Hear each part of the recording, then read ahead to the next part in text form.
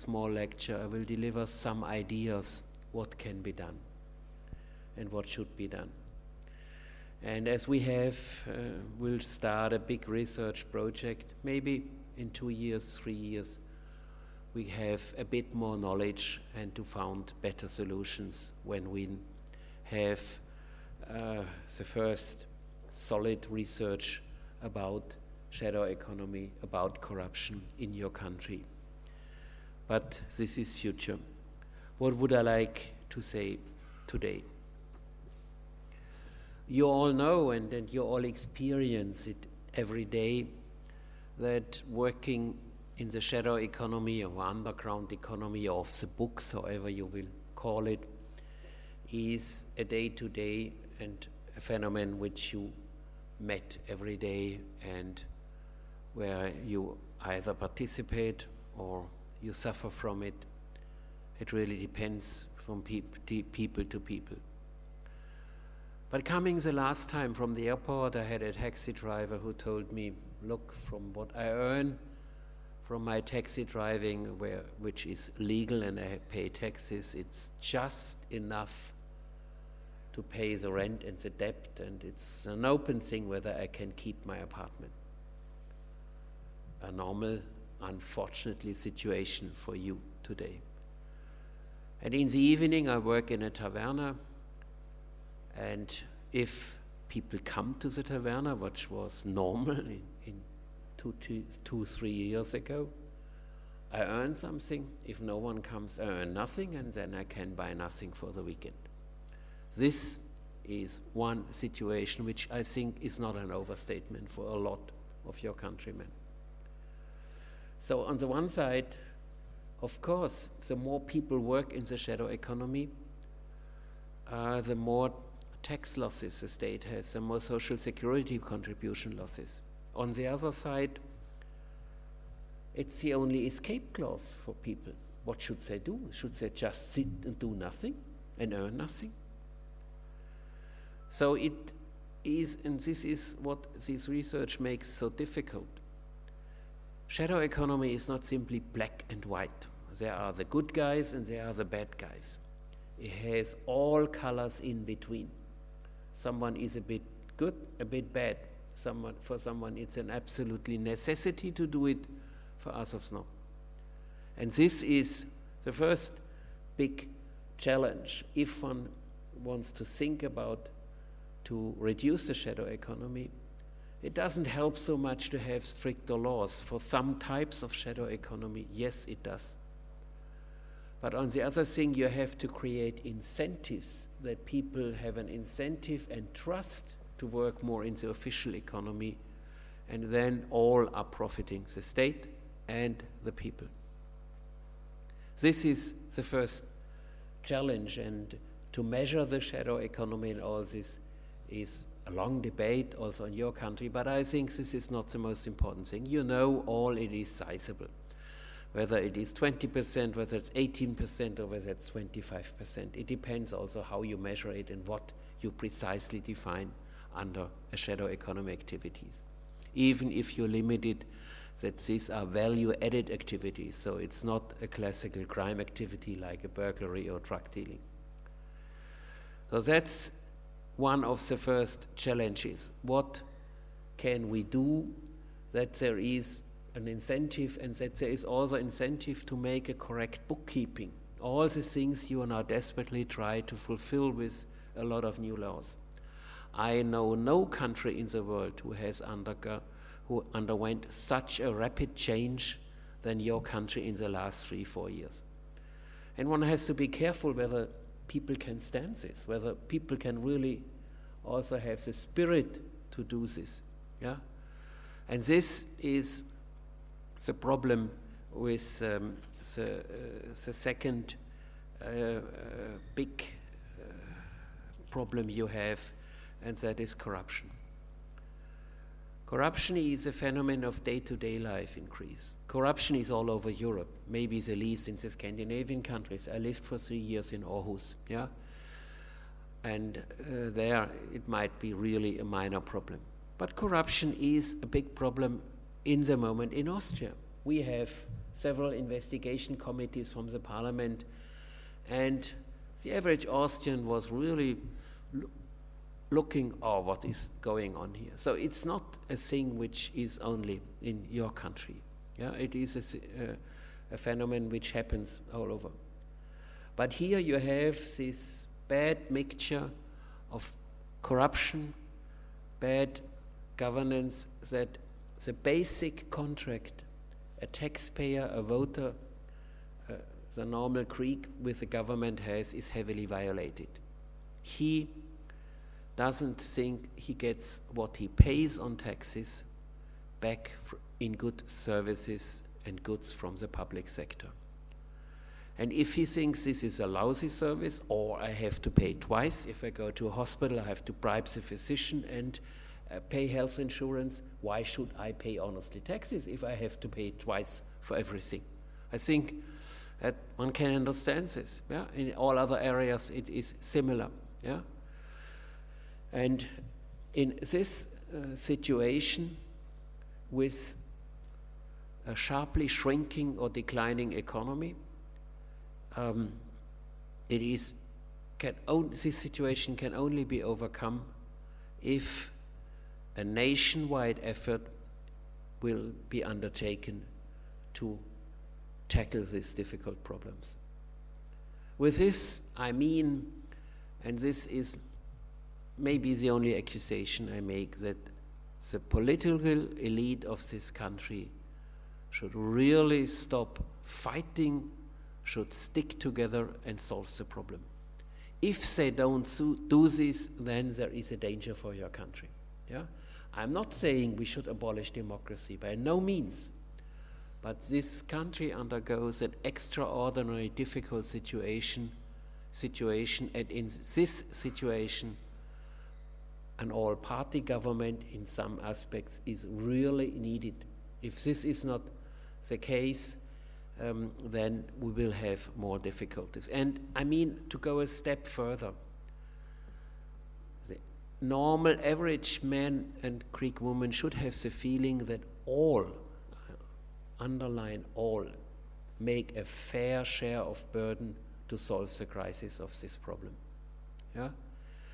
And if this is not done, if a part can escape, if a part can go away not doing anything, then it hits back to the other one, and they say, why should I have these cuts in my pension? Why should I have these cuts in my income if we have a lot of people who are not hit by this? So this is the next point. It has to be brought some justice, and that the normal citizen has a feeling of being just, in a just way treated.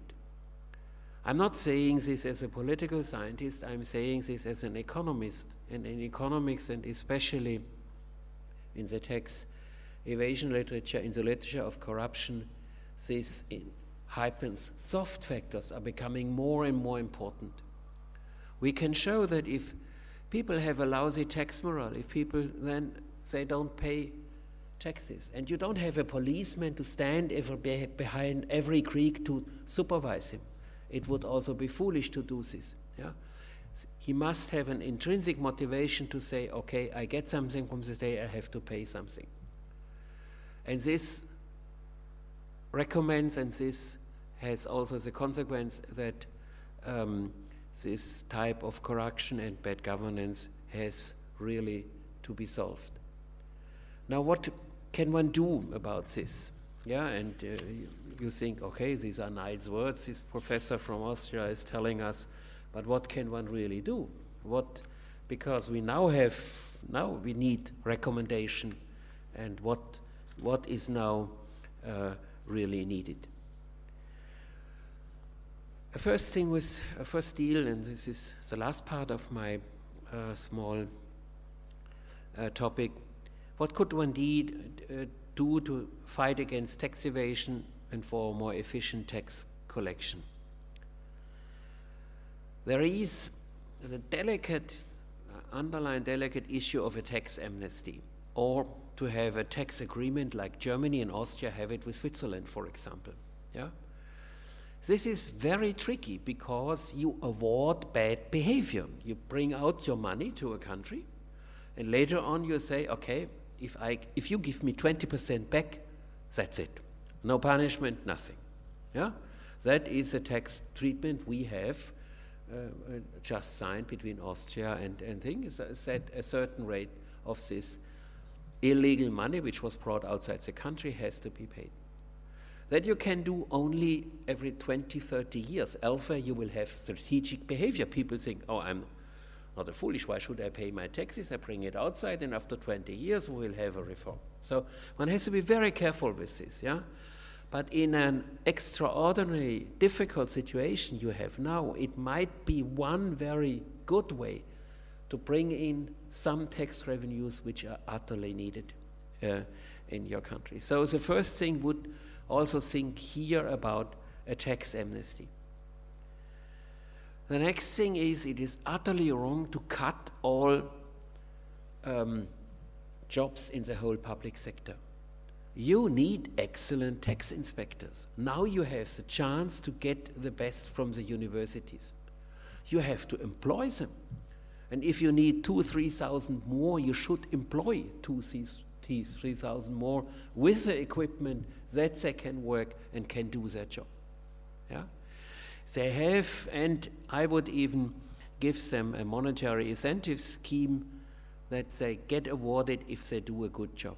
Get awarded for their office, for their unit, and so that there is an incentive for them to do a good job. And the tax inspector who has done this for 10 years, it's in Austria and Germany, it's the same, they know where are the black sheeps. They have a good feeling what to do and what not to do. Yeah? This is his personal experience. If you do it for 10, 12 years, you know where you can get out some things. That would be my second measure. A third measure is, which is very successfully done in the US, and when I was at the Carnegie Mellon University in Pennsylvania, I was involved in this. You bring back unsecurity to possible tax evaders. This has also been done with these diskettes in Germany from Switzerland. Yeah? The biggest effect of these diskettes were not the name on the diskette, but was that in my home state, Baden-Württemberg, and in Bavaria, a lot of rich people who have evaded taxes thought, am I or am I not on this diskette? Now there are two options. If I'm on the diskette and if I don't make a self-declaration, I will get severe punishment and it will stand in the newspapers, not so nice, yeah, as a well-behaved citizen, member of a Rotary Club, etc., that all of a sudden he has evaded taxes. Yeah? So this unsecurity brought Bavaria and Baden-Württemberg, two Länder of Germany, roughly 3 billion euro on additional tax revenues, because a lot of people made self-declarations and nothing happens. It's also very tricky, again, as I said, with the tax, is a type of a tax amnesty. Now what you could do, and what is successfully done in the United States, if from the tax office you have a suspicion that someone is evading taxes, but now being very economically, you have limited resources. Let's say you have only 10 tax inspectors and you should expect 500. So you can't do it in a reasonable time. You write them a letter, say we have a suspicion that you have evaded taxes. You have two options. And let's say he has evaded 100,000 euros. You pay 25,000 euros, nothing will happen. Or, if you are honest, you might get inspected, and if we find nothing, fine. If we find something, it costs you double or 3 times. Yeah? So again, now you have the incentive brought back to the evader. What should he do? If he has evaded, he has to make a probability calculation. How likely is that they find out that I have evaded tax money? How likely is this? He can calculate an expected mean, and if this is higher, then he will pay. For the tax office, it has the advantage that with limited resources, and that is certainly the case in your country too, it gets in additional money. Maybe not enough, similar like a tax amnesty, but at least some. That is a third measure. A fourth measure, which is partly done in your country, if you get awarded for official activities, like collecting bills, or you can tax deduct certain innovations or renovations in your house, which is done quite successfully in Germany, you have to have a bill. To falsify a bill, that is much more difficult, and you can get punished more severely. So you have to have a bill, and if you have to have a bill, it's done in the official economy. So that would be a fourth measure, and a fifth measure is that especially small business, young business, have the problems that they have to keep all the records, etc. Why not make them here a flat rate or fixed amount of taxes up to a certain turnover, let's say 50,000, you just pay a certain sum, full stop. And only controlled with a random lottery is whether you this 50,000 turnover is the total turnover or not. Again, you save a lot of resources to go after the big tax evaders. What can we do about corruption? Corruption is quite difficult, and it's more difficult to fight. What works very successfully in Scandinavian countries is that firms who bribe or take bribes or bribe will be banned from public contracting for 3 to 5 years. Now again, it's an incentive-orientated measure. A firm thinks, I can bribe to get this contract, I make a nice profit, but if there is a whistleblower or if something comes up and it comes out, I will be out for 5 years of the business. Now, on average, the loss is bigger to be out for 4 or 5 years of the business from public contracting than get this extra profit. Yeah? So if this is rigorously done, this is important, no exemption, nothing. Yeah? If this is rigorously done, the calculus of the firm to make a bribe is a completely different one. Next thing is that one should much more support whistleblowers, and that they are protected. And again, you have here the tricky thing. Quite often a whistleblower is also guilting something. We had a bribery scandal in Austria and Germany about railroad lines, where one firm said, okay, I say I did it myself, but all others did it, and etc., etc. Yeah? So again, here is a tricky thing, yeah, because someone gets awarded for a thing where normally is punished. It's not as easy as one thinks, but it would help, and then it would bring in more unsecurity of those who take bribes. And the last one is, which is also done in Scandinavia. Okay, normally if we have these bribery scandals, people are dismissed from the public office, and if it's a severe bribery scandal. Rarely they lose their pension rights. If they would know they would lose their pension rights and only get the minimum pension, then a lot of money is at stake. Yeah?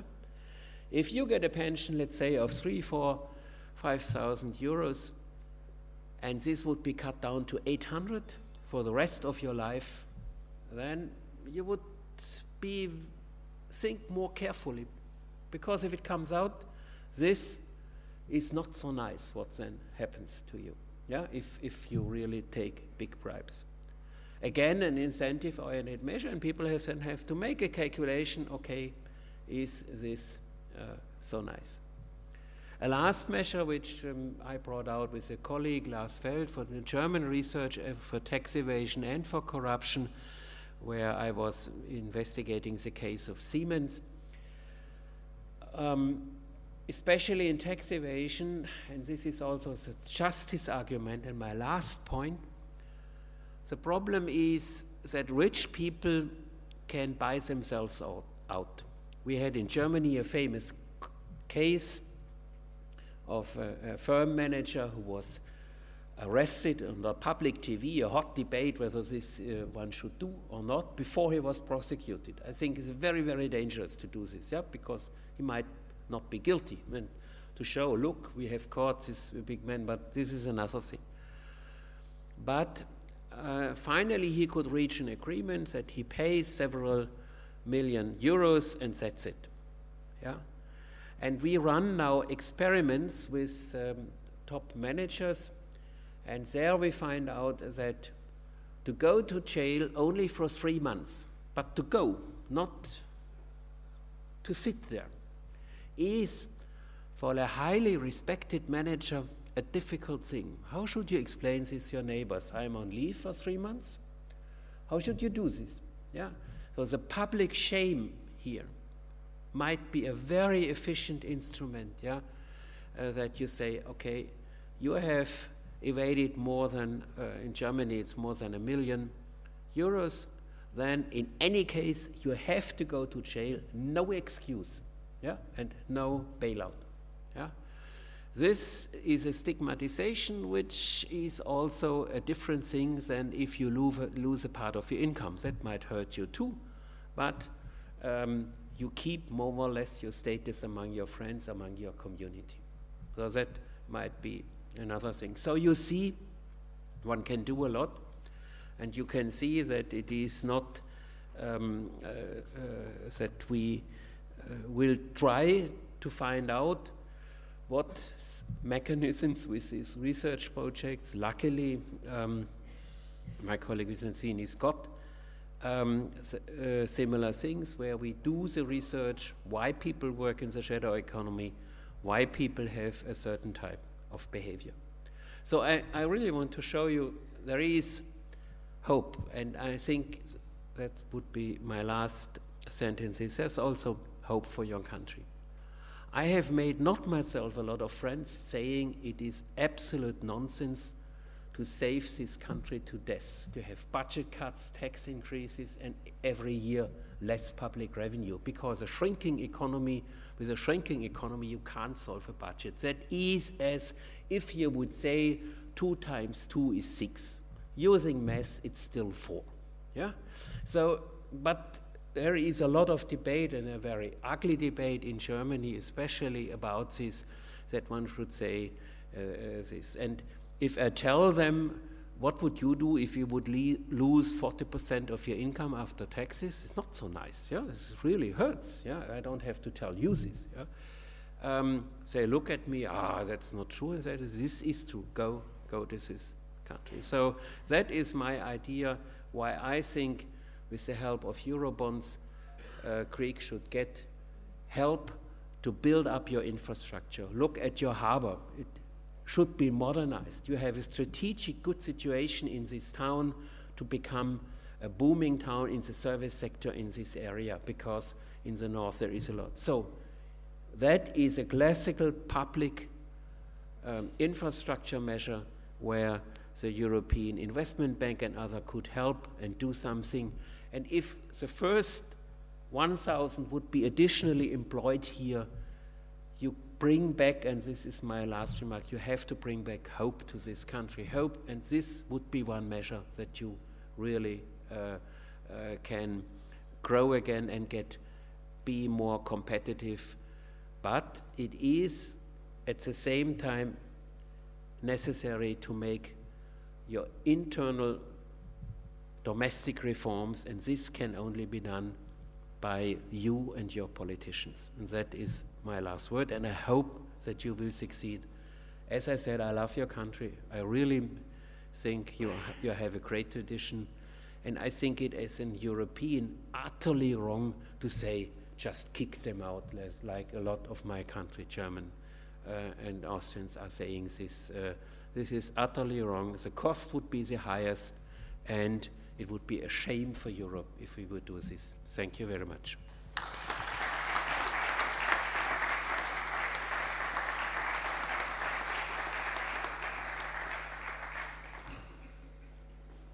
Παρακαλείται ο πρόεδρος του Τμήματος Διεθνών και Ευρωπαϊκών Σπουδών να κηρύξει τη λήξη της πανηγυρικής συνεδρίασης.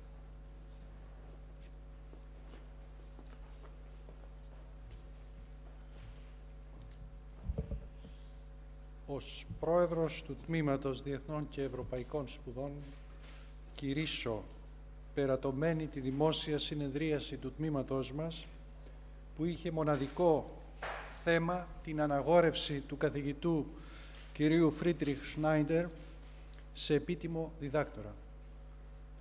Άξιος και πάλι, ευχαριστώ όλους εσάς που παραβρεθήκατε στην τελετή αναγορεύσεως του κυρίου καθηγητού. Ευχαριστώ πολύ.